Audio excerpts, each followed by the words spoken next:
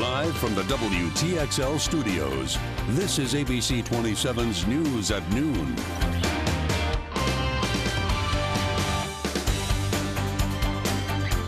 All right, we begin here with breaking news this noon. A man arrested for the attempted murder relating to a December shooting at Seminole Ridge Apartments and the attempted murder of two Florida State University football players. Good afternoon to you. I'm Greg Angel.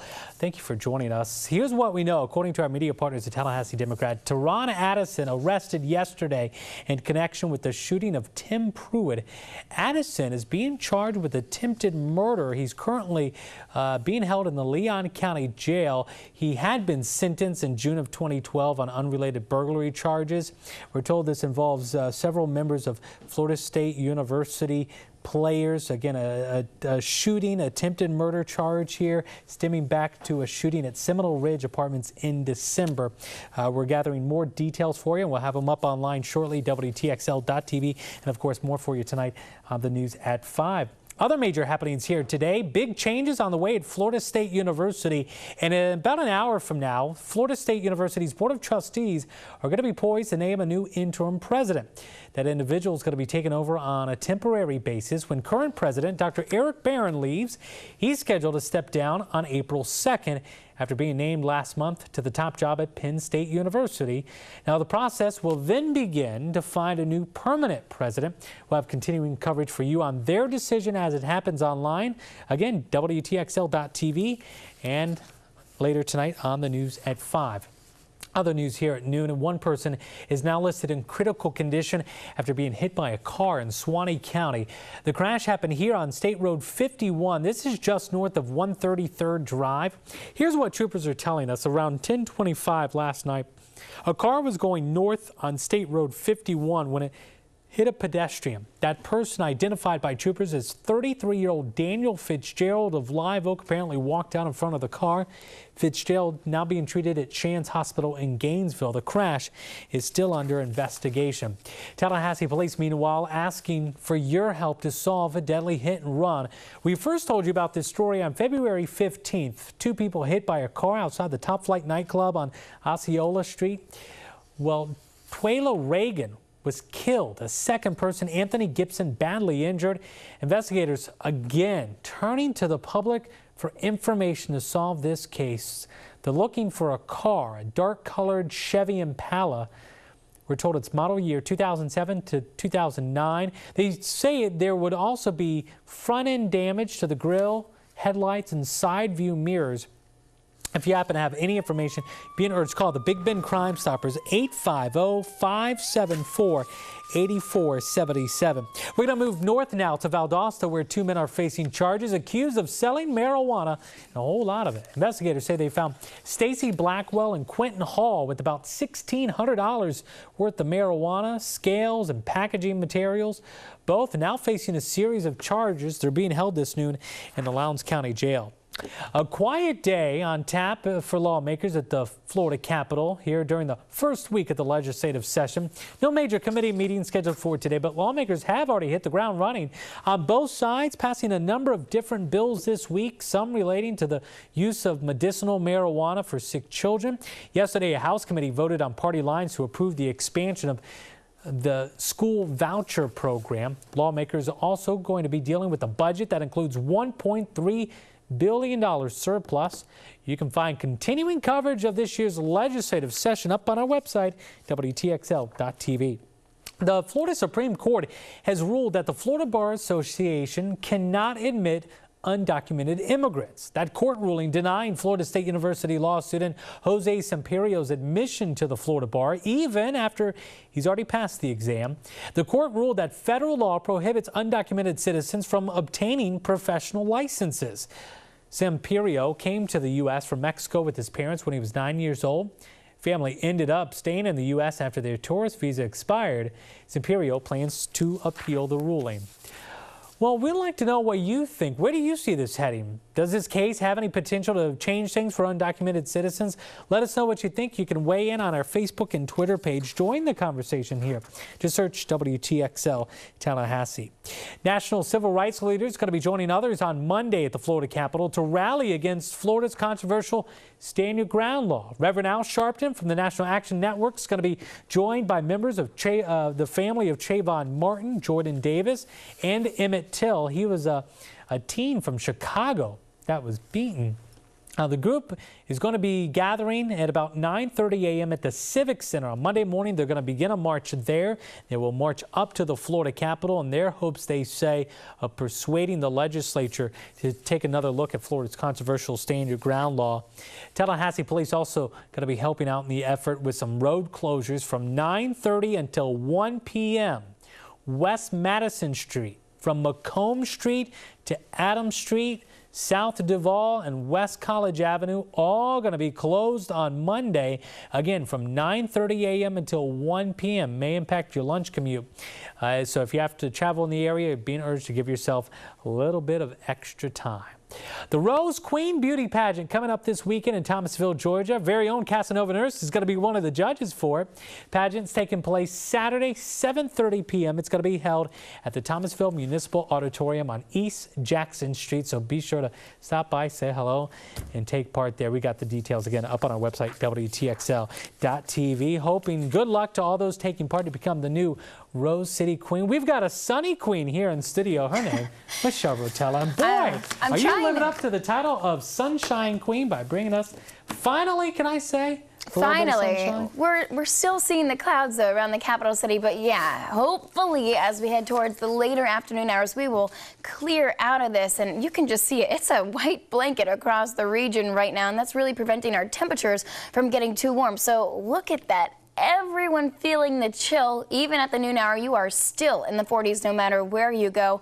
Only really getting to a high of 57 this afternoon. And of course, it's all about timing really with this. How quickly can we get the clouds to move out of here so we can have the sun come back in our forecast to really heat things up for us? So depending on how quickly they can move out, that depends on how much we'll start to warm up. But I do think they'll start to break away shortly here. And definitely by 5 o'clock, we'll see some sunshine and things will be cooling down. Still 55 degrees. That's a little bit better than the 40s that you're feeling now. Then we go back to some chilly temperatures around 10 o'clock at night, looking like 47. And as we continue to clear, those temperatures will continue to drop down to around the upper 30s when you wake up tomorrow morning. The good news, plenty of sunshine for Saturday and temperatures warming back up into the 70s. I'll give you all the details coming up in just a few moments. Greg? Michelle, thank you. Parents of a missing Rice University student who was last seen in Panama City asking for the public to look for him and help in the search. Renee Jose was reported missing Tuesday from a beach home he rented with friends. Family friends say the search has extended to vacant buildings in the area. A Marine unit's been searching in the area of where Jose was staying. Authorities in the neighboring counties and the U.S. Coast Guard have also been notified as well. Jose's friends last saw him near that home again that they were renting in Panama City Beach, but they say that some of his belongings, including his wallet, was found in a garbage can nearby. His family is now urging the public to help in the search by providing any information that they may have. Well, still ahead here on the news at noon, the numbers are in for the February job report. Are there any better in January? We'll talk about that coming up. Plus, we've had a gentleman, and he's not a gentleman, we've had a suspect around the campus area that is urinating on females from different times of the day. A bit of a problem in Gainesville. A man urinating on women on the University of Florida's campus. We've got the details coming up. I guess he worked here or whatever. They gave me some raw waffles, and I told him I don't want the waffles. Could he take it off my bill? He said, "Oh, I can't take nothing off your bill, man. But you sold me something that was uncooked. I'm already paying for the whole waffle that was already uncooked. You want me to pay for the half a waffle too that ain't uncooked?" No, he's talking, "Oh, well, I call the police. You've been drinking alcohol. Well, come on, bring me a breathalyzer and everything. I am ready." Okay. I told him I would call the police for him. Come on.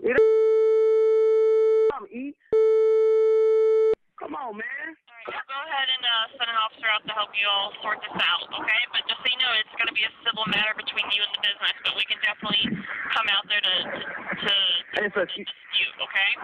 She say it's a civil matter between you and the business, but they can do their best. Yes, ma'am. Thank you. All right, we'll get someone up there. Come on now. No need to tell you, this story's from Florida.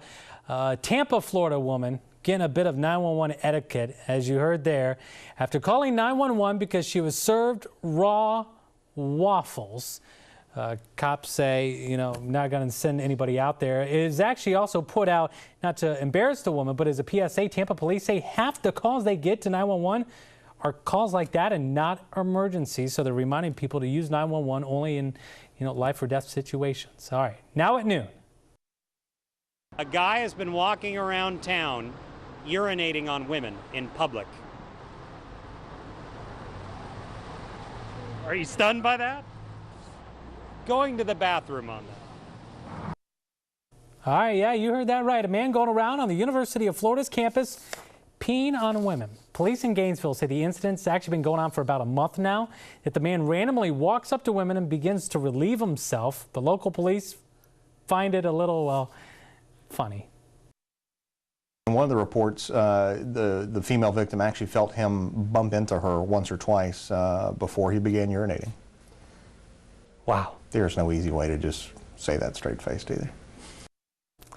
University of Florida has since released tips to students on what to do if they become a victim. And check this video out. Authorities in Australia say a man robbed a secondhand store wearing nothing but a G-string. Well, he added a little bit more later. It was all caught on camera. You can see the guy walking into the shop's backyard. He goes out of sight, but then returns here wearing a Batman outfit. Officers quickly catching the guy. And no, it was not really Bruce Wayne, but a 35-year-old guy that kind of lives nearby and apparently likes Batman. It's a whole lot. It's too chilly for that. You can't wear that outfit right now. In about 14 days, they'll start to warm up. 14 days of spring, are we at now?